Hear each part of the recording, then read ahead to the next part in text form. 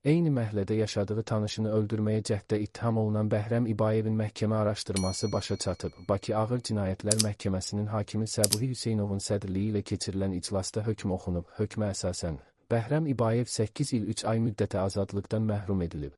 Sən də biraz konkret cavabdır.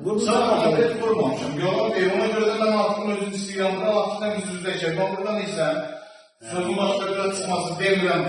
Şeylərdə kullandı, mən işdən qorxmuram. Nə olacaq olacaq, mən özümdən təqsimləndirən şəxsi istəyirəm bura. Gəlsin, burada üzləşmək keçirir.